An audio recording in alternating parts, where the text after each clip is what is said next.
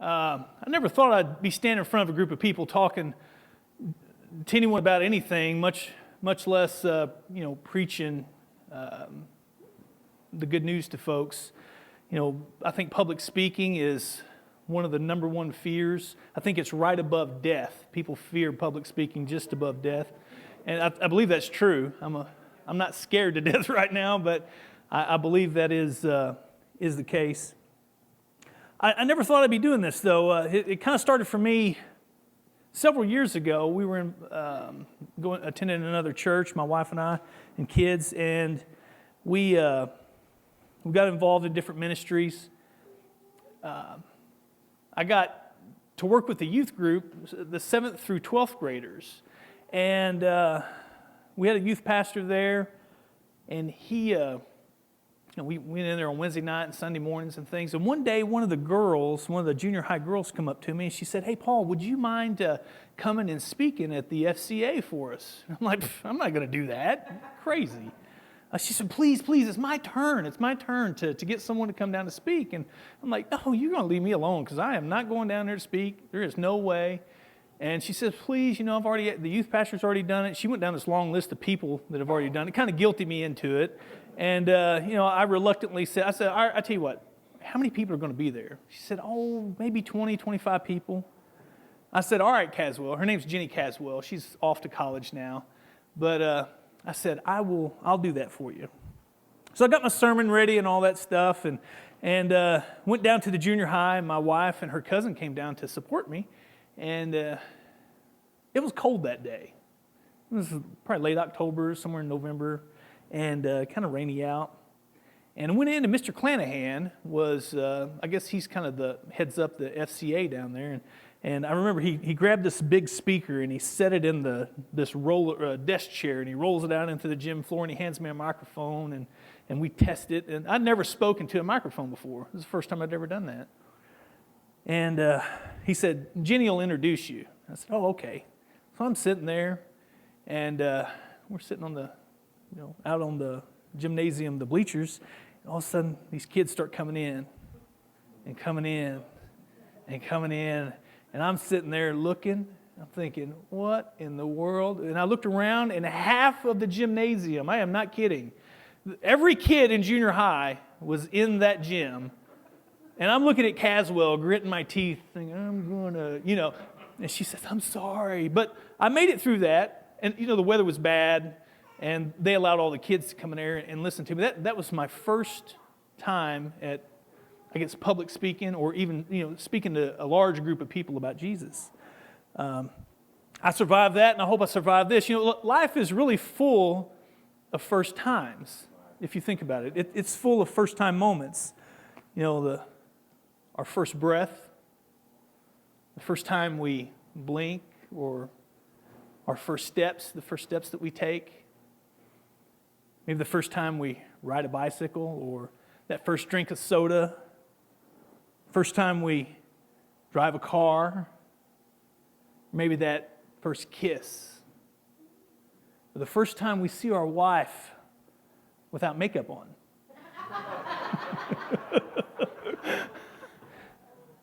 Life is full of first moments, and today is a first moment for me, a first time for me. It's not the first time that I've ever preached, but it's the first time that I have never taken and written down word for word what I was going to say to a group of people about Jesus. I've always done that, and today I'm trusting that God is going to give me the words to say to you all. I've got some notes here, and there's not very many of them, I'm going to tell you. That's it, right there. So I'm trusting that God's going to give me the words to say to you guys today.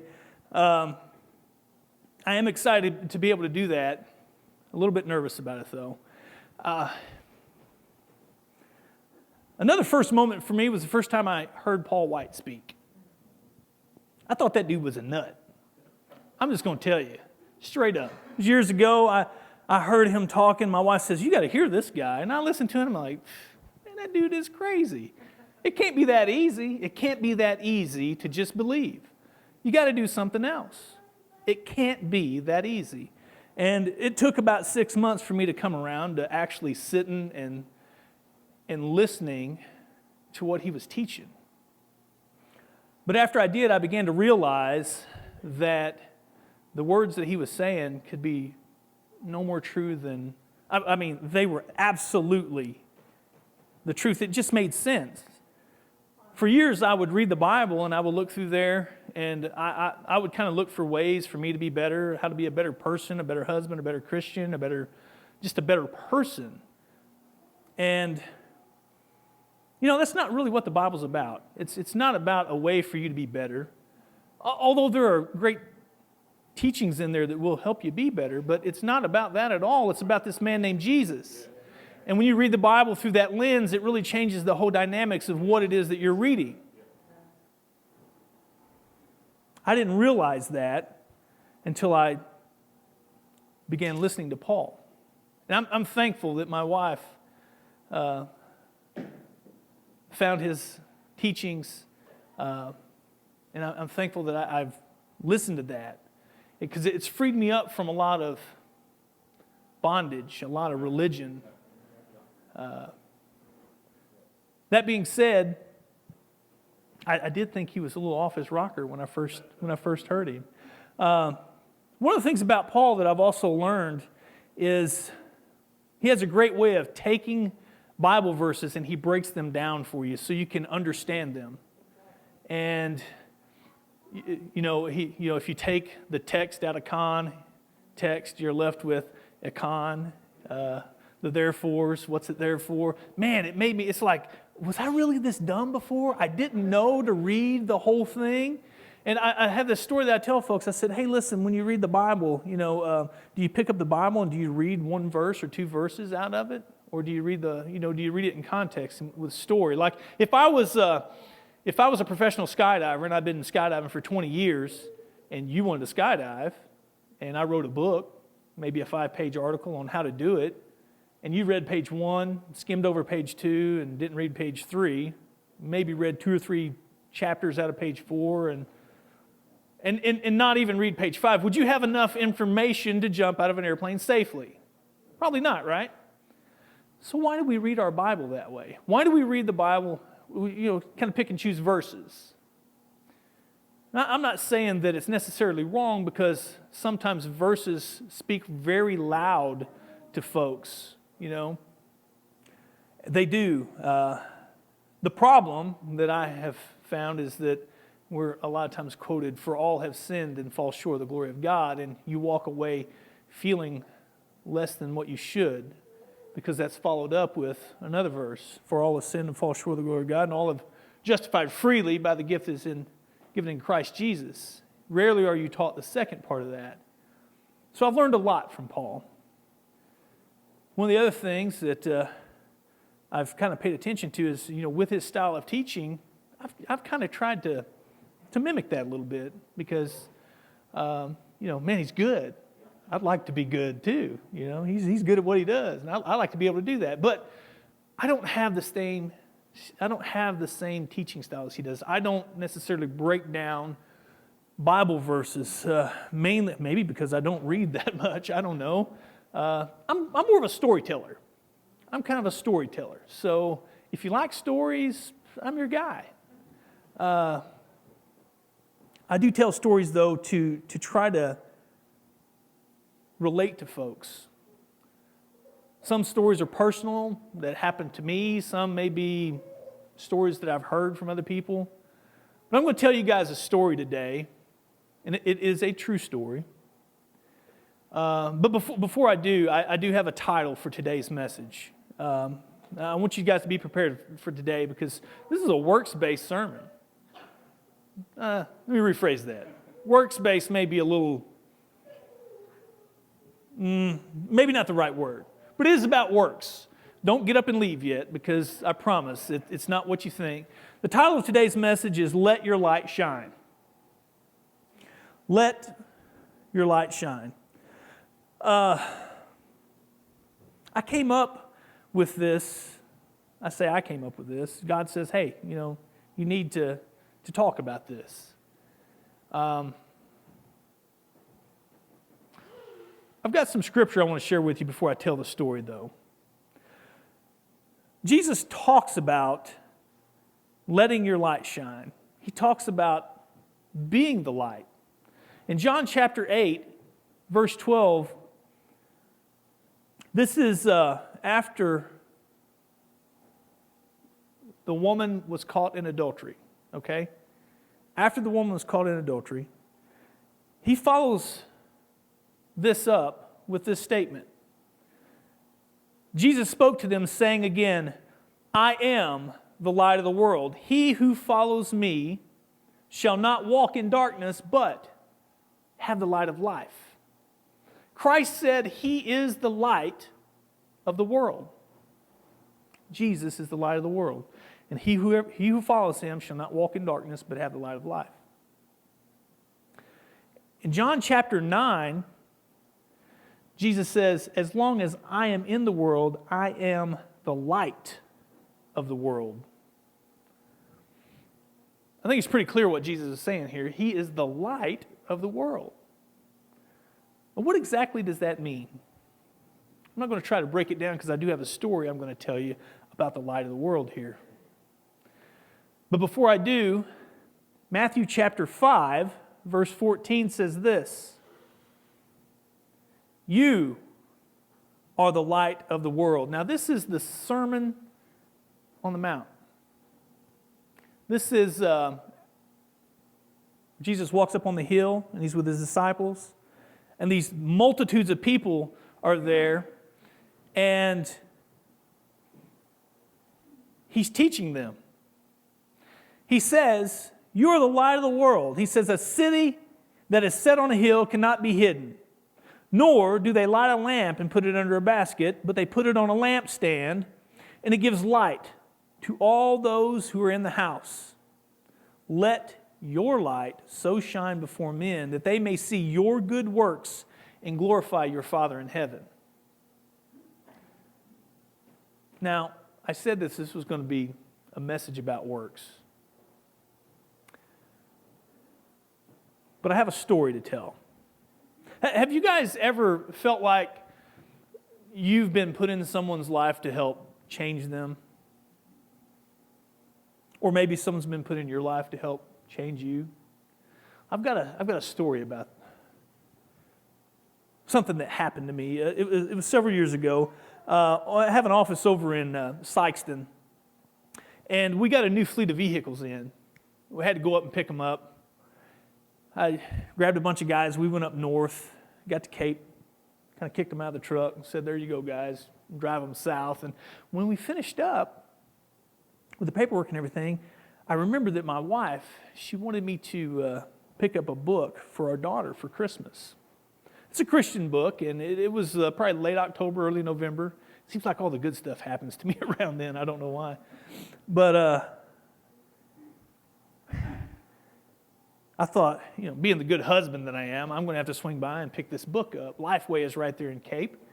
So I go over to Lifeway bookstore and do a little bit of shopping, only they don't have the book I'm looking for. Well, I'll go ahead and head on back. So as I leave Cape, I get ready to head down the on-ramp to 55. And like I said, it was pretty cold that day. And there was this guy sitting on the side of the on-ramp, needing a ride. Being the good Christian that I am, I thought I would, I just left a Christian bookstore. I'm going to have to stop and give this guy a ride. But I thought, I'm going to stop and give this guy a ride. I'm going to introduce him to Jesus, and I'm going to change his life. So I pull over, and I wait. It took this guy forever. I'm in a hurry. He gets his bag, and he's walking to the truck. He puts the bag in the back, and he has this is a sleeping bag rolled up. And it must have been really important to him because he put it up front, in between his feet, on the floorboard. I went to work right away. I stuck my hand out and shook his hand. I said, hey, my name's Paul. And he said, my name's Carl. Now, Carl was, how do I describe him? He was an older fella, dirty gray hair, scruffy looking beard, had these filthy clothes on. He was unkept, really rough looking. Gets in the car, and we head south. And like I said, I went to work right away. I started asking him questions. I'm like, hey, Carl, where are you from, man? Well, I'm from Columbia. Well, where are you going? Yeah, I'm going to Myrtle Beach. I said, Myrtle Beach? You got family there? No family. Why are you going to Myrtle Beach? Well, wintertime's coming, and I don't want to freeze to death. So I'm going to Myrtle Beach where it's warm in the winter. I'm thinking, wow. In southeast Missouri, right here where we live, we got a guy who could potentially freeze to death in the wintertime. So Carl's homeless. So I started asking him all kind of questions. You know, the whole time I'm thinking I'm going to introduce him to Jesus. I said, man, how do you do this out here? How do you make it like this? I started asking him all kinds of things. He said, well, it's just me and my best friend out here on the road. And I look in the back of the truck thinking he got a dog with him or something. I said, you and your best friend? He said, yep. It's just me and Jesus out here. Oh, you and Jesus. Carl is a believer. I started learning real quickly that this ride wasn't for him. It was for me.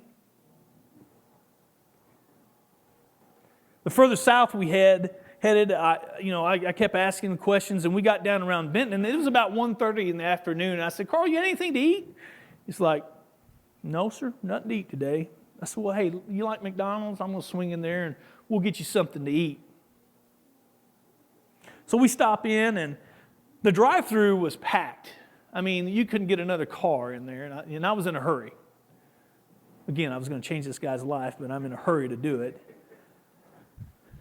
So I parked the truck, and I said, come on, we're just going to go on inside and get you something to eat. And we jump out of the truck, and I head to the door in a hurry because I had to get back to the office. And I look back, and old Carl's still at the truck. I'm like, come on, dude. And he is kind of meandering across the park. I don't know if he's looking for money or what he was doing, but he was definitely taking his time to get to the store. And finally he gets over there. And guys, I got to tell you, has you guys ever seen a movie where a guy walks into a bar, he walks into a room, and the whole room just goes dead quiet silence? Music stops, the record scratches the needle across and everyone stops and looks. That is exactly what happened when we walked in. I mean, I don't know if the music actually stopped, but every single person in that restaurant stopped when we walked in together. It was like I was the camera walking through the crowd of people, and every person was looking at us. Only they weren't looking at us. They were looking at Carl because he was a sight. It's almost kids were scooting over next to their parents. People were half hamburger in their mouth, like they couldn't believe what they were seeing because the guy was kind of a wreck. He's a homeless guy. And I remember it was kind of like being in a dream, where is this really happening? And all these people, you could just see the look of shock on their face.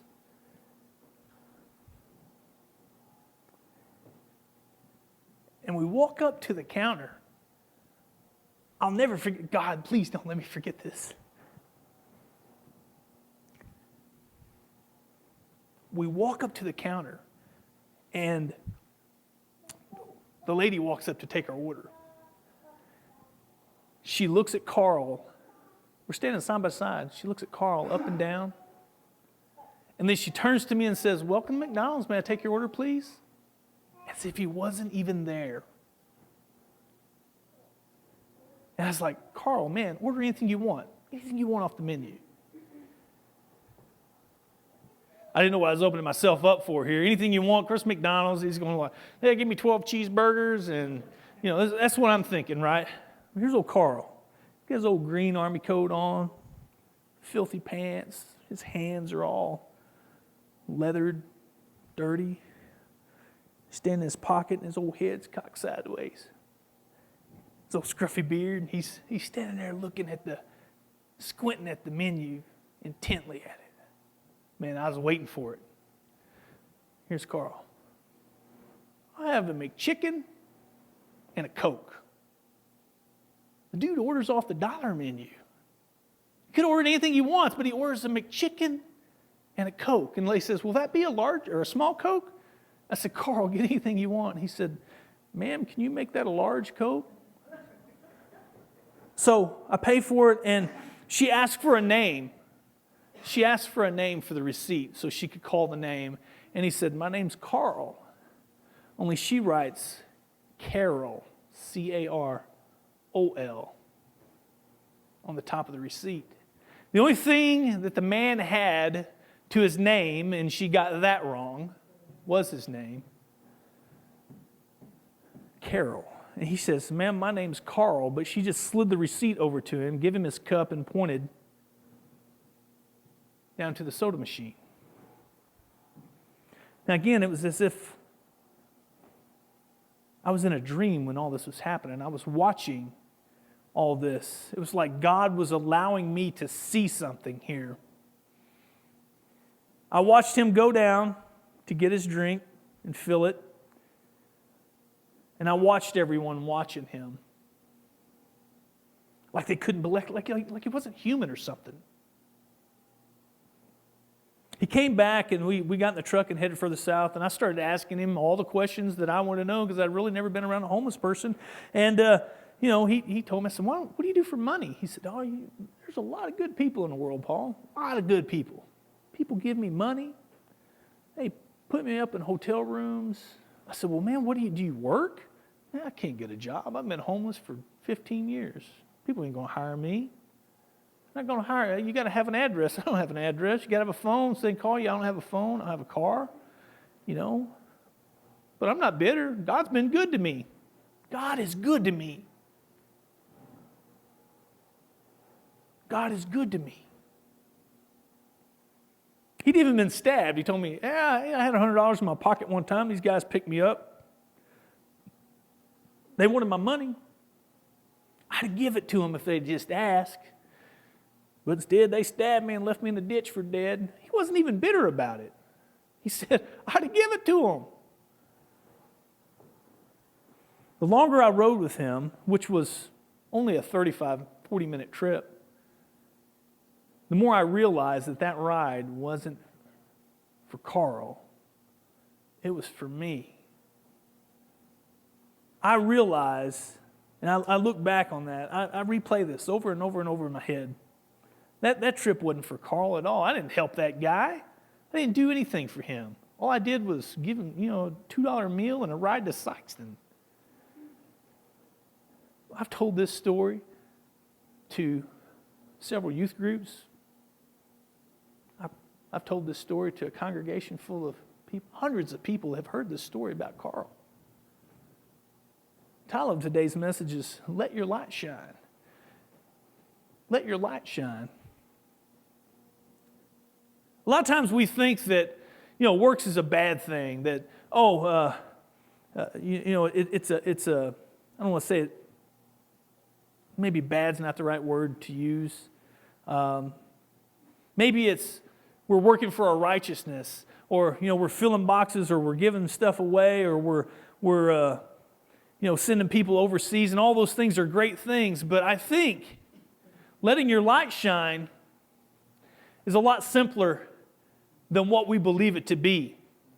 Because letting your light shine is this. I believe this. You see, Jesus said he was the light of the world. When you become a believer, when you believe in Jesus, what happens? He moves in, right? If he's the light and he moves in, what happens to you? You become the light of the world. Jesus said, you are the light of the world. Let's go back to some of these verses here real quick. Matthew chapter 5, verse 14 and 16, he says, you are the light of the world. A city that is set on a hill cannot be hidden. So you have the light of Christ that lives inside of you, and you cannot be hidden. This was Carl. I've thought about this. Carl doesn't even know. He has no idea how he affected my life. Not just my life, but you all are hearing the story of Carl right now as well. How he was letting his light shine. And we said, well, he didn't do anything. Oh, yeah, he did. Sure he did. He's content with his life. He's not bitter. He's not angry. He's living life and he's seeking good days. Well, he's homeless. Oh, yeah. But he's all right with that. God's telling me, man, I got Carl. He's okay. Dude, you're the one that needs some help. Let me show you. You can live a stress-free life here. You don't need to be chasing all that stuff like you think you do. I will take care of you.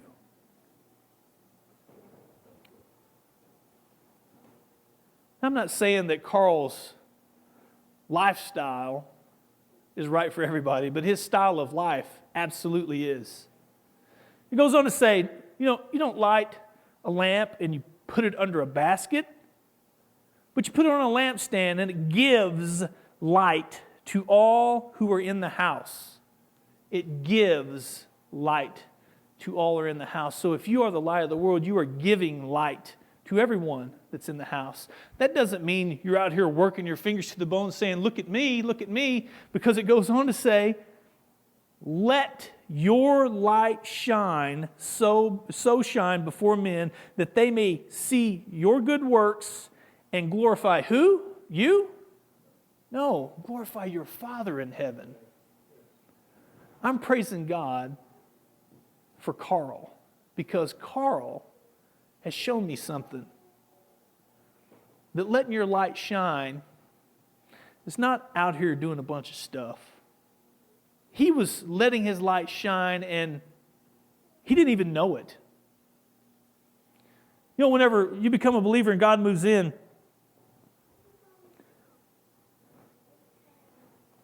He will guide you and lead you and teach you in all things because He gives you the Holy Spirit. And I've heard Paul say this, He goes where you go.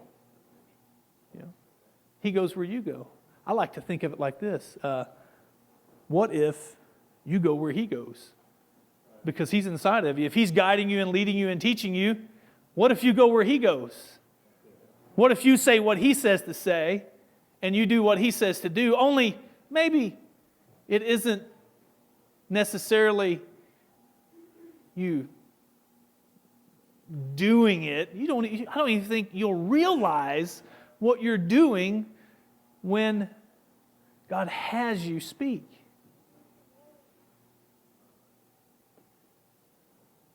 Carl's made a profound impact. I'd like to tell you it's a daily thing, but if you ask my wife, she'll tell you differently because she'll say, I don't know that he did anything for you or not. Maybe not. But Carl has taught me that letting your light shine does not mean you got to go out here and do a bunch of stuff. It just means that you live life and seek good days, no matter what your circumstances are. You could be the richest person in the world or the guy in the ditch. It doesn't matter. But follow that voice that's inside of you by letting it. I say this. The verse says to let your light shine. If I let you drive my truck, am I going to be the one driving the truck? It's my truck out there, but if I put you in it and say, I'm going to let you drive it, I'm not the one driving, right? You would be the one driving, right? So if you let your light shine, if Jesus is your light, who are you letting drive your truck? Who's driving your truck? Jesus is, right? So let your light shine. That's about the extent of the works message that I want to share with you all today. This is not that you got to go out here and do a bunch of stuff. It's not. You have God living inside of you. Allow Him to speak. Allow Him to speak.